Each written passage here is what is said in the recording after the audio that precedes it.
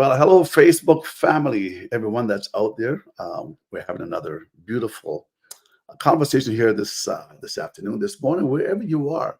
And we have a guest here with us, Heather. She's been with us here before, so she's going to tell us a little bit about herself.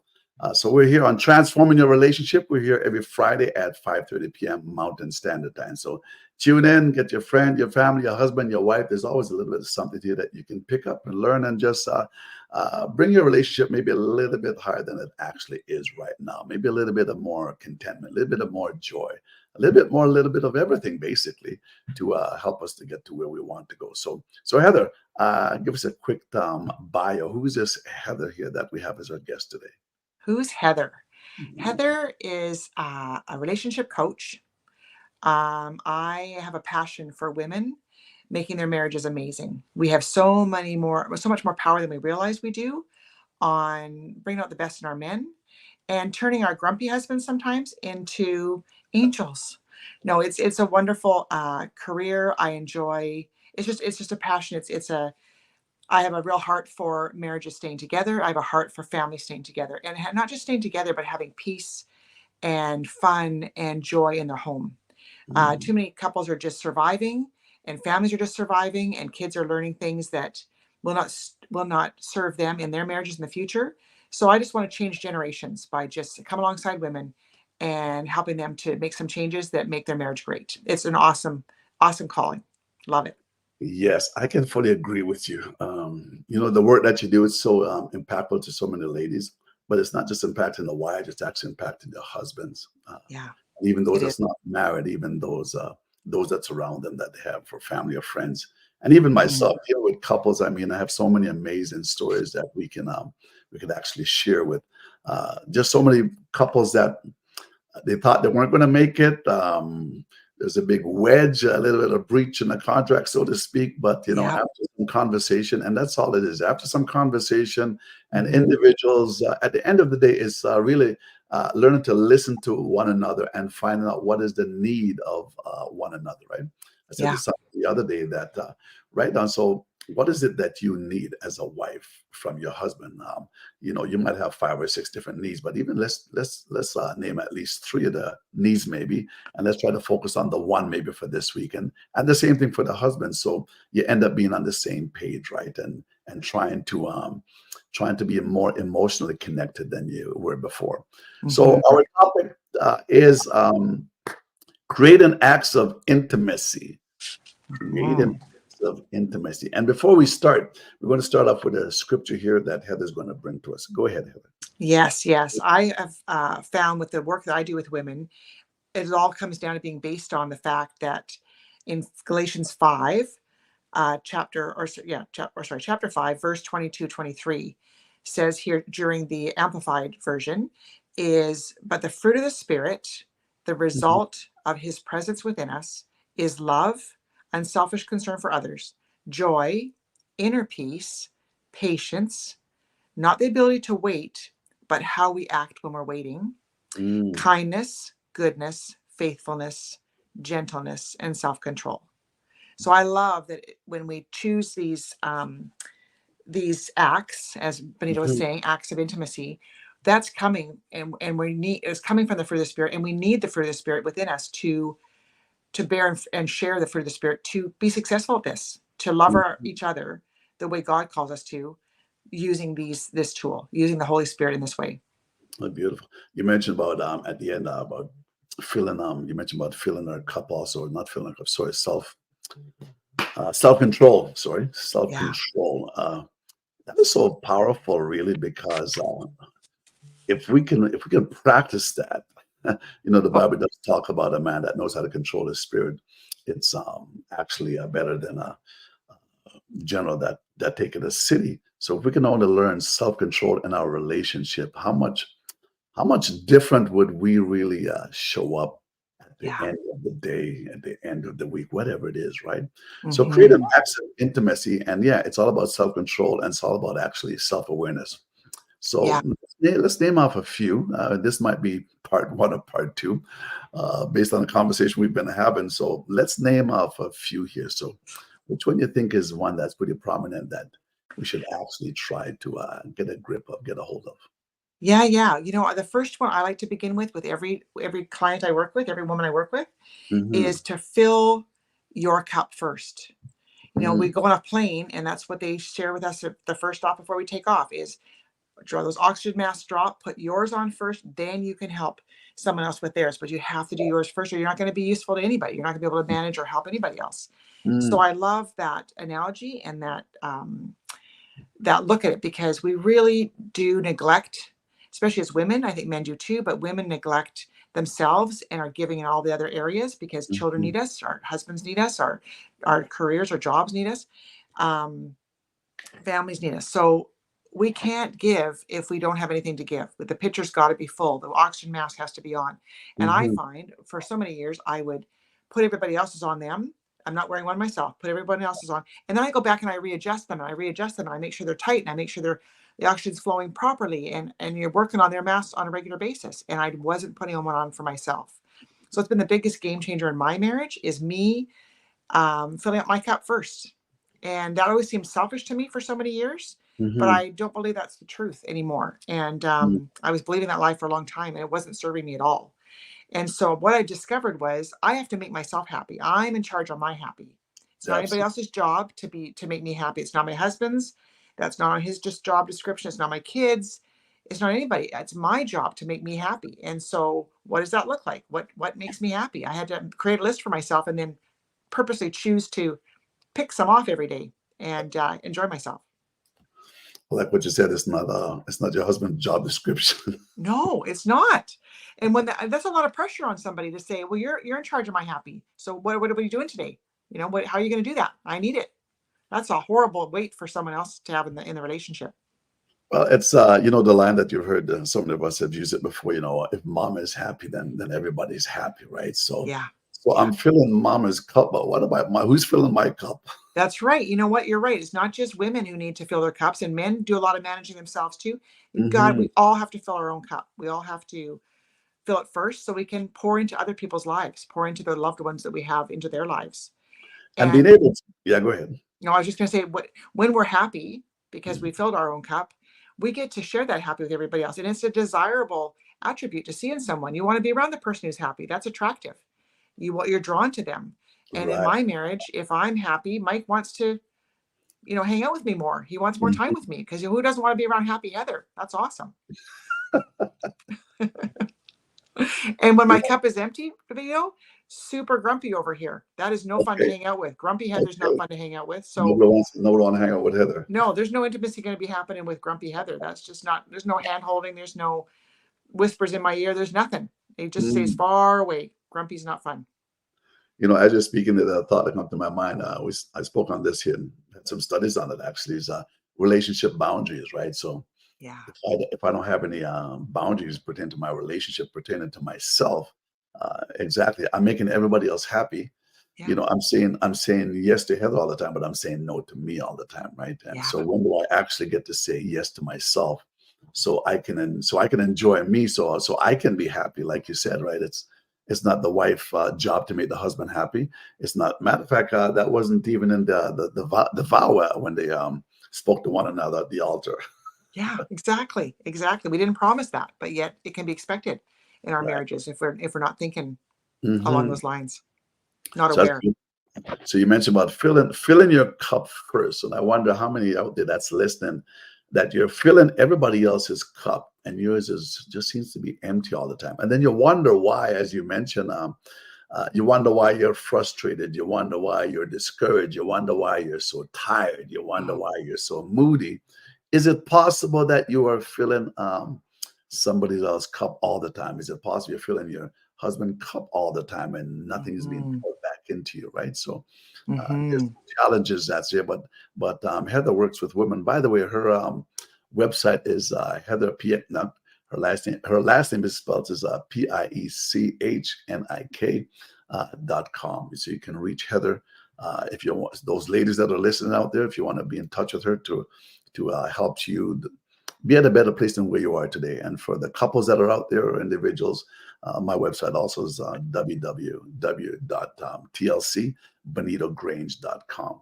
So let's Mhm. carry on here. So relationship boundaries is definitely should be paramount in one's relationship. It's not a matter of Mhm. being mean because sometimes when you create your own boundaries, folks think you might be mean because, but it's my boundaries. It's for me to maintain my own Yeah. happiness, right? My own joy and everything else. Yeah, yeah. I had explained to me recently that was really helped clarify it for me too, because I always thought it was kind of being selfish or it's all about me kind of That's thing. right. Yeah. But yeah, Hmm. I know they're important. And so how it was explained to me was you set a boundary not to change anybody else's behavior, just to Right. let them know what choice you'll make if that behavior is going on. And I Mm. love that. It wasn't about changing somebody else or telling them they need to behave differently. It was Hmm. just saying, hey, if this happens, cool. I'll probably leave the room, or I'll probably head off and go do something else. Right. I won't stay around. Hmm. And yeah, I just thought it was a lovely way to understand it, was just you looking after you, and but not being out to change somebody else in any way. Right.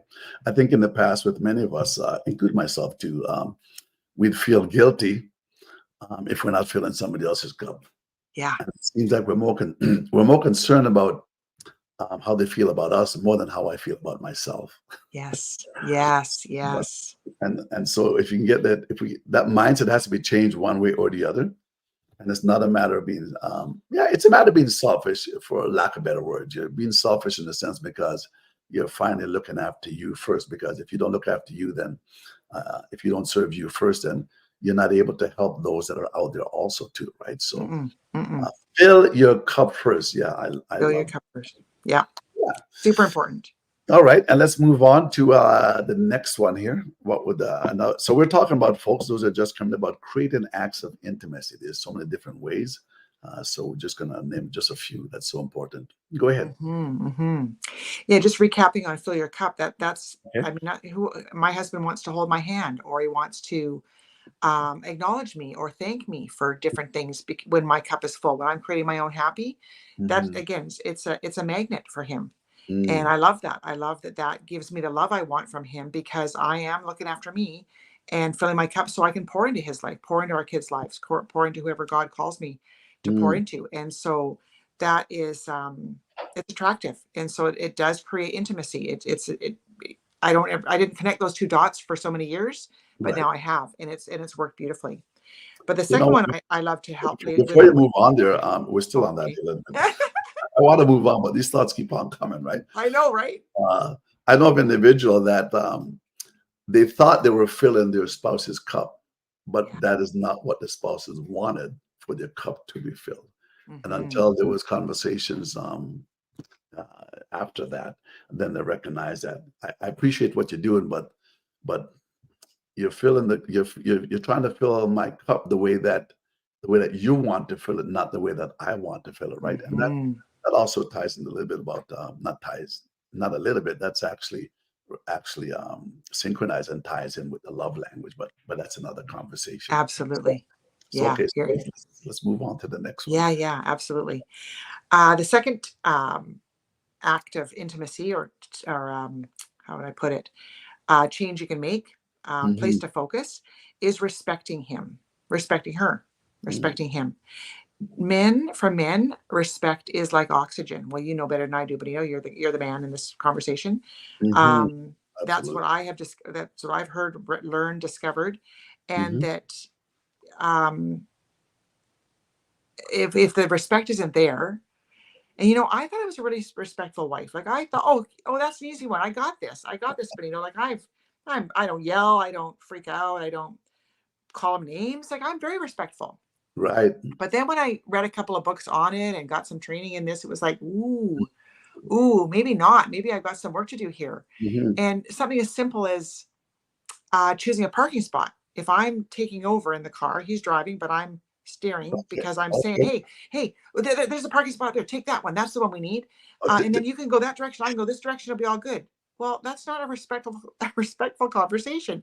He's very capable of finding the right parking spot for us, or any parking spot. Like it doesn't have to be my way. And so that really was an eye opener. I was like, what? That's called disrespect? Like, oh wow, I got some work to do. That's just a tip of the iceberg for me. But he never came across and told you it Nope. was being Didn't say a disrespectful. word. Didn't say a word. A lot of And ladies need to listen to this one now, right? yeah, yeah. It was just like, wow. And often when we're disrespectful, it puts up their defenses. It puts up your guys' defense mechanisms. Like they're just Absolutely. like on Yes. the defense. Like if they're not Yes. feeling respected, then they're not gonna be there. And it's awesome to be, it's important to believing in our Mhm. guys, to Mhm. believe the best in them and to focus on the best of them too. And Right. having faith in them is helps them to have faith in themselves and helps Mm. me to reduce my stress level. If I'm freaking out thinking, well, he's not going to do this right, he's not going to do that right, I'm not Right. having faith in him. I'm wound up. I'm using a lot of energy in that direction. But when I actually just relax and have faith in him, it's very peaceful for me. It's far more enjoyable ride for me. Absolutely. What if he's always making the wrong decision all the time? Well, that's yeah. Wrong decision based on whose rules. I got my own rules. He's got his. So I gotta taper my rules slightly.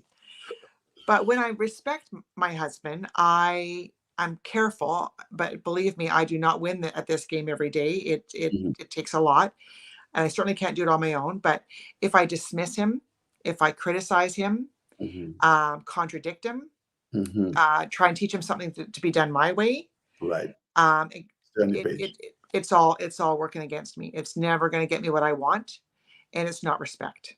So are you actually, previously learning all this too, right? And myself has Yeah. read a few of the same books that you have read too. Uh, did you actually say, hey, Mike, you know what? I'm going to start respecting you more, or did you just start Ooh. action the things that you have learned that would something that he would, appreciate knowing that a man needs that respect. So Yeah. Yeah. was there a conversation with him saying, hey, you know what, I want to start respecting you more, like moving forward?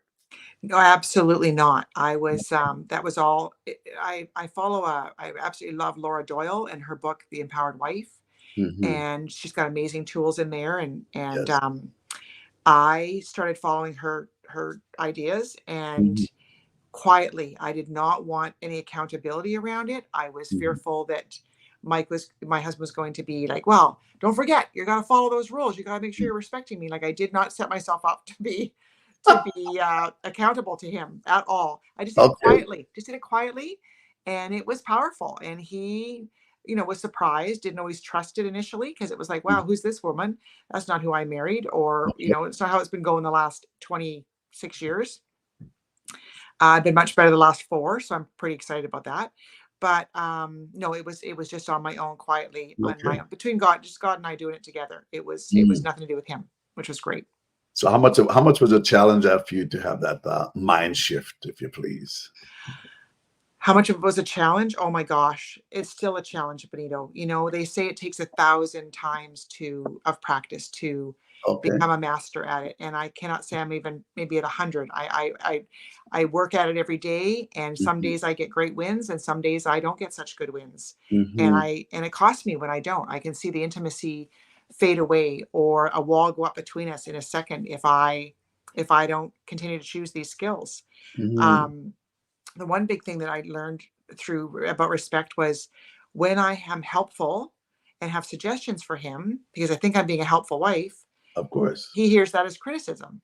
And I was criticizing him steady for the first 26 years. So now I stay on my own page and try and not do the suggestions. But just the other day, just to give you an example of how badly I can mess this up or choose Hmm. differently, the old way. We were late to go somewhere, and I were driving along, and I did just this little motion. I thought, oh, he probably won't even notice it. But I was frustrated, and I didn't use my self control. I did not use the fruit of the spirit. I didn't lean on the Holy Spirit for this at all. I was just going for it, and I did this little like motion, like let's go, drive faster, is what my motion meant. And I thought, oh, I hope he didn't see that. And I did not grab onto it. It just came, and oh my gosh, he was very upset, and he was like, why'd you do that? And what are you talking about? And he was very, very disappointed. And I felt terrible too. I apologized right away, Hmm. wasn't respectful. I needed to trust him for, him getting us there when we needed to get there and believe in him. And I Hmm. did none of those. I was all in trying to control the whole thing myself. So Okay. it was a disaster, and we Mhm. repaired it quickly. I repaired it quickly. He accepted my repair quickly, which I loved, Mm. and we moved on. But it cost me. It cost me intimacy for sure. I could just feel it immediately in the car. I thought, oh, this is a horrible place to be, and I did it. I caused it. I did not zip it. I did not sit on my hands. I had to say the thing in one way or another. I had to say it, and it didn't. It cost me. It So didn't work. my terminology for that would be there was smoke in the room then. Oh, there was smoke in the room, in the car, and my poor son's in the back seat, and I'm thinking he must be dying right now. But and great example of what what a wife should be doing. So that was kind of sad, but we No, got it's interesting. We did a program here some time back, myself and yourself here, some time back, about a year, a couple of years ago. yeah, And it was about staying on your own page, which is a yes, form of respect also. yes, And after that, that same night after that, my wife and I went for a drive, and we are coming back from a friend's home, and I was just going to go one way. It might have been long, but I wasn't in a hurry. Just get to spend more time with her, right? yeah. But she said, "No, let's go this way. Let's go on the highway." And then as I made the turn, she says, "Oh my God, I came off my page. No, go the way that you want to go." So here it was. I made a U-turn right in the middle of the road. Oh, I went down the way love that it. I wanted to go, right? Yeah.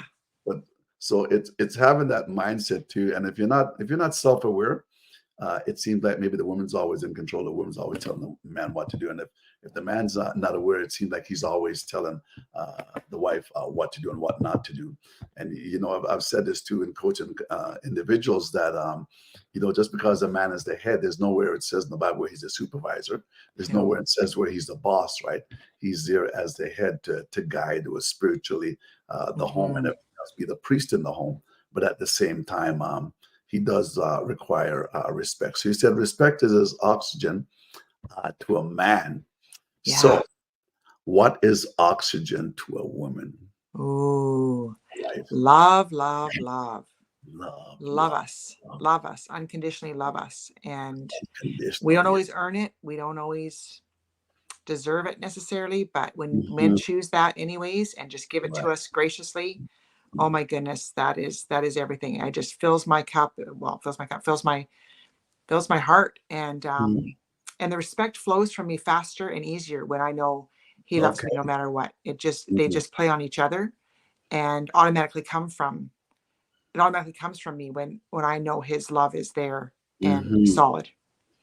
So do you think I've always said a person can love someone but not be emotionally connected to that individual. Like Hmm. I love you, but right now I'm for the longest time I haven't been emotionally connected. So it's love that's connecting an emotional love that's creating an emotional connection rather Hmm. than just love. That emotion has to be there. That's what I'm hearing from wives. Like he loves me, but I don't feel an emotional connection, right? Yeah. We're not in tune with one another. But even what we're speaking about here about creating acts of intimacy, again, respect would be one of them, and love that's help to connect an emotional connection with the individual.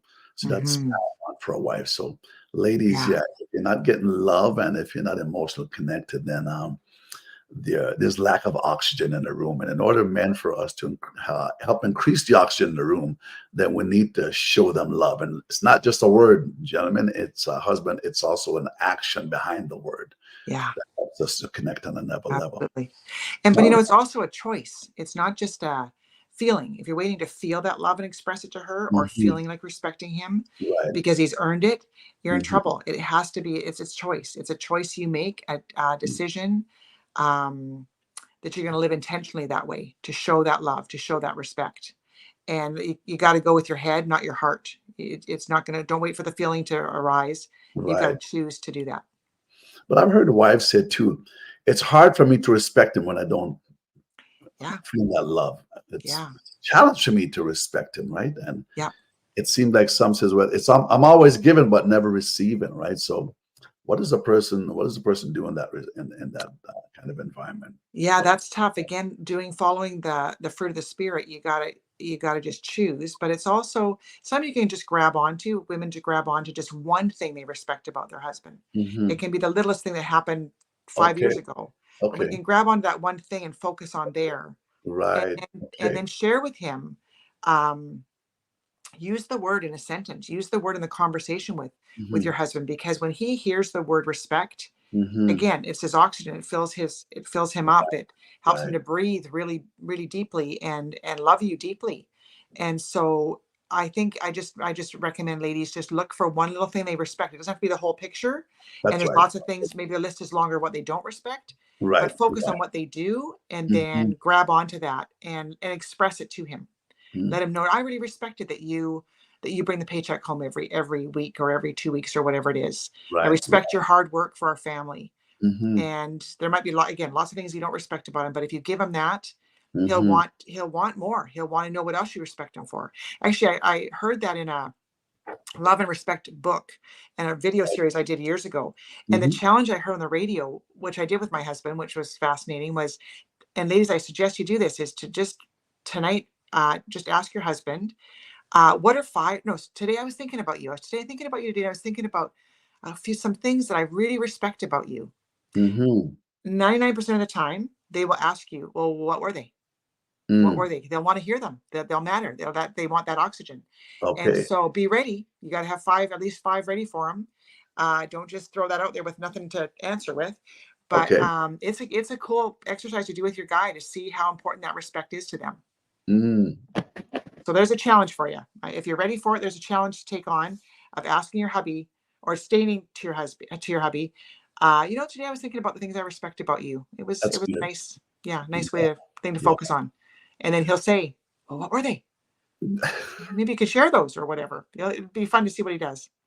That's good. I like what you said. So don't just use that one instant to basically nullify respect Yeah, where he's concerned, but think yeah. of something that has been done. It could be in the past, could have been yesterday, whatever the case is, Hmm. Hmm. and then use that as a starting base, right?